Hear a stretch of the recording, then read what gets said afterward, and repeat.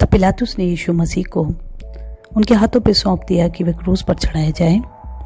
तब यीशु को ले गए और यीशु अपना क्रूस उठाए बाहर तक गया, अर्थात उस स्थान तक बाहर गया जो खोपड़ी की जगह और गुलगता कहलाती थी, क्योंकि यीशु मसीह पिलातुस के किले से थोड़ा सा ही बाहर गया था और वो फंसे की तैयारी का दिन था।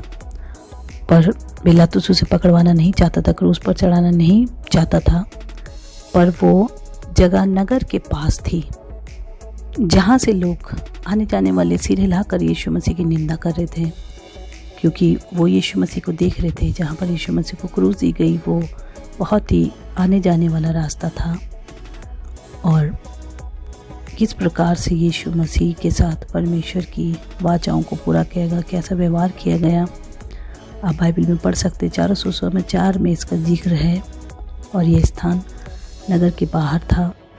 तब यीशु ने बड़े शब्द से चिल्लाकर प्राण छोड़ दिए और जो लोग भी वहाँ पर पैरा देख रहे थे वो डर गए और उन्होंने कहा, सचमुच यही परमेश्वर का पुत्र है।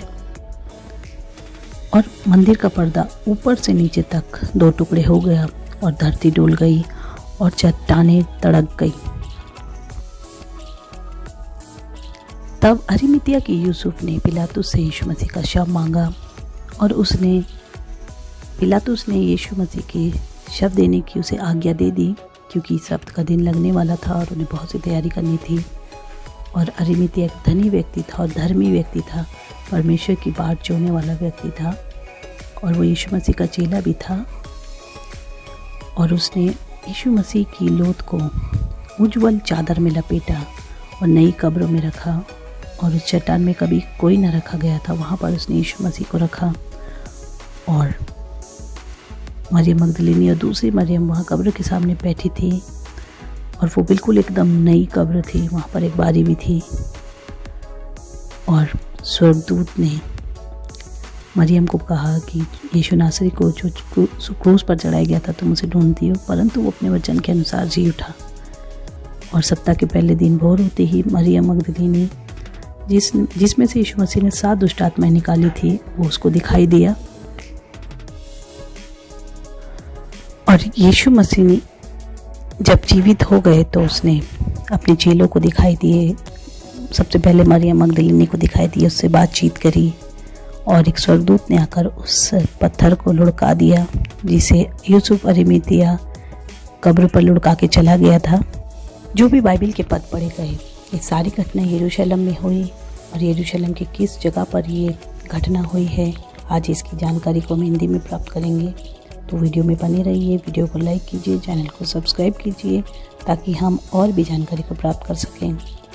The Church of the Holy Sepulchre ये 4th सेंचुरी में बना गया एक जगह थी जो 326 AD में ये बनी और 335 AD में ये बनकर तैयार हुई। The Church of Holi Sepulchre ये यीशु मसीह की उस घटना को दिखाता है जो यरूशलेम में हुई, जहाँ पर यीशु मसीह को क्रूस दी गई और जहाँ पर यीशु मसीह को दफनाया भी गया और यहीं से यीशु मसीह फिर से जी उठे। और इसका एक अद्भुत इतिहास है, बड़े अद्भुत तरीके से यहाँ की खोज की गई और किस तरीके से ये बनाया गया। आज के आधुनिक युग में बड़ी अद्भुत यहाँ पर चीज़ें हुई हैं और यहाँ पर बहुत से चर्च भी हैं। इस जगह के अंदर कैथोलिक और रूढ़ीवादी बहुत से चर्च हैं, जैसे अर्मेनियाई, ग्रीक, इथोपाई, बहुत से यहाँ पर चर्च भी हैं। 13 सितंबर 335 AD में ये जगह बनकर तैयार हुई। ये क्रिश्चियन की होली साइट है, ये चर्च बेसिलिका है और ये इसके संस्थापक कंस्टेंटाइन द ग्रेट, उन्होंने यहाँ पर खोज की गई और इस जगह का निर्माण किया गया। और ये जगह क्रिश्चियन के लिए बड़ी पवित्र जगह है। यहाँ पर विया डोलोरोसा के 4 महत्वपूर्ण स्टेशन हैं और जैसे आप पढ़ रहे हैं किस तरीके से यहाँ पर उन्होंने कैलवरी को ढूंढा और उसके बाद यहाँ पर चर्च बनाया गया। उसके बाद ही कई बार तोड़ा गया, फिर से इसका पुनः निर्माण किया गया। तो थोड़ी सी जगह में अब काफ़ी चीज़ें बन चुकी हैं, लेकिन यहाँ पर यीशु मसीह को सूली पर चढ़ाया और दफनाया गया, इसके पक्के चिन्ह मिले हैं। और एक बार बड़े भूकंप के साथ भी ये जगह नष्ट की गई। और उस समय पर जब यीशु मसीह को क्रूस दी गई तो इस तरीके का हेरोद का मंदिर था यीशु मसीह के समय पर। आधुनिक यरूशलेम में मुस्लिम समुदाय का कब्ज़ा है, जहाँ पर ऐसी मान्यता है कि सुलेमान के द्वारा बनाया गया मंदिर परमेश्वर का भवन और हेरोदेस राजा का बनाया हुआ यरूशलेम में परमेश्वर का मंदिर एक ही जगह पर थे। और आज के ज़माने में वहाँ पर डोम ऑफ द रॉक है, जैसा इस फोटो में आप देख रहे हैं। डोम ऑफ द रॉक और द चर्च ऑफ होली सेप लेकर कितनी दूरी पर है। इतनी दूरी पर एंटोनिया फोर्ट्रेस से यीशु मसीह ने अपने दुख भरे सफ़र को पूरा किया था। और गोलगथा जहाँ पर लिखा है, वहाँ से एंटोनिया फोर्ट्रेस से ये जगह ऊंचाई पर थी जहाँ पर यीशु मसीह को लाया गया। और उस समय जैसे हमने वचन पढ़ा वो नगर के बाहर था, किंतु आज के आधुनिक युग में वो नगर के अंदर बसता है शहर। पर कुछ इस प्रकार से जैसे ये नगर बसा है और इसके बाहर था। और ये बड़ी रश रोड थी, सड़क थी इसके आसपास। दमस्कस गेट, भेड़ फाटक के ले जाने के लिए और मछली फाटक के जाने के लिए तो बड़ी भीड़ वाली जगह थी और नगर के बाहर थी। और लोग सरीला के निंदा कर रहे थे, जैसे अभी देख रहे हैं। आज के आधुनिक युग में इसे गोलगथा कहते हैं।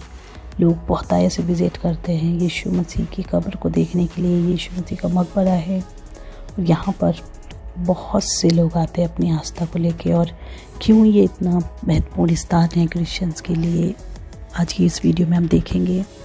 यहाँ से जो भी घटना हमने बाइबल में से पढ़ी वो यरूशलेम में हुई। और यरूशलेम के द चर्च ऑफ होली सेप लेकर जो वो पार्ट है उसमें हुई। जो आप देख रहे हैं ये बाहर से कुछ इस तरीके का है। ये पहले बन चुका था, उसके बाद फिर तोड़ा गया, फिर बना, फिर भूकंप आया, उससे भी ख़राब हुआ। और एक छोटी चट्टान जिस पर यीशु मसीह को क्रॉस दी गई, जो गोलगथा कहलाती थी, खोपड़ी का स्थान। और आज के ज़माने में कुछ इस प्रकार से दिखता है। और यीशु मसीह कब्र इस इतने बड़े चर्च के अंदर कैसे मान सकता है कोई कि इसके कब्र है, लेकिन यहाँ पर कब्र है। जब यीशु मसीह ने चिल्लाकर प्राण त्याग दिए तो जहाँ पर डोम ऑफ द रॉक है वहाँ पर वो मंदिर था। और मंदिर का पर्दा ऊपर से नीचे तक तो भाग हो गया, लोग इसके गवाह थे। और यीशु मसीह ने उस पर्दे को जो परमेश्वर के बीच में था उसे फाड़ दिया और परमेश्वर का हमसे मिलाप करा दिया। सोचिए कितनी पवित्र जगह है ये यरूशलेम में, और लोग इसको विज़िट करने जाते हैं। और इसके अंदर कई चीज़ें जो आज की हम वीडियो में देखेंगे जो परमेश्वर के वचन से पूरी मेल खाती है और 100% विश्वास दिलाती है कि यही वो जगह है जहाँ पर यीशु मसीह को क्रूस दी गई।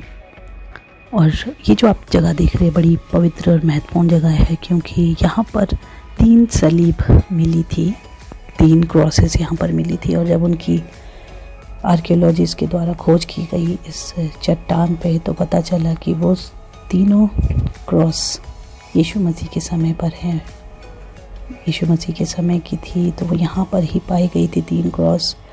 और ये गोलगथा उस समय पर था और बिजेंटीन टाइम में ये चर्च फिर से बनकर तैयार हुआ, क्रूसेडर के समय पर तैयार हुआ।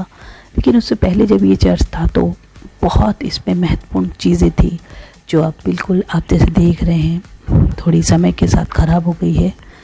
लेकिन पहले चर्च में यहाँ पर बहुत सी चीज़ें थी जो कि इस बात को प्रमाणित करती थी। बहुत से अब यहाँ पर चर्च है, इथियोपियाई रूढ़िवादी चर्च और Orthodox church, Greek Orthodox church. और ये जो आप देख रहे हैं ये चट्टान गोलगथा की, ये सब कोई बाइबल से मेल खाती है।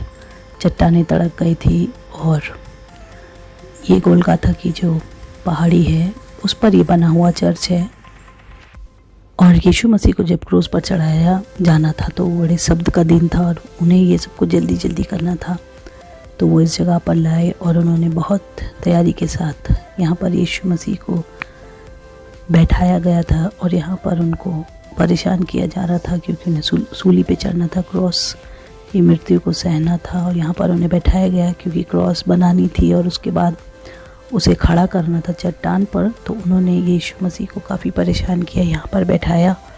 और इसके बाद भी एक जगह जो अभी आप देखेंगे यहाँ पर यीशु मसीह को बैठाया गया, उन्हें परेशान किया गया। और यहाँ पर चर्च है यहाँ पर आप देख सकते हैं कि किस प्रकार 2 छेद है, और जैसे कैदियों के साथ सलूक किया जाता था उस समय पर, उसी तरीके से यीशु मसीह को बैठाया ताकि लोग सिर हिला हिला कर निंदा कर सकें कि ये यीशु मसीह के तुल्य अपने आप, परमेश्वर के तुल्य यीशु मसीह अपने आप को बताता था, और लोग उसको निंदा समझते थे, पाप समझते थे। और भी बहुत सी खोज इस जगह पर की गई, और सभी खोज और सभी शोध जिसने भी की है, सब ये बात प्रमाणित करती है कि यही वो जगह है जहाँ पर यीशु मसीह को सूली पर चढ़ाया गया। और इसके अंदर वो कब्रें भी हैं जहाँ पर यीशु मसीह के साथ उन 2 कैदियों को कब्रों पर चढ़ाया था। और ये वो पवित्र पत्थर जहाँ पर यीशु मसीह के शव को लपेटा गया था उज्ज्वल चादर में, और बाहर से कुछ इस प्रकार से ये दिखता है।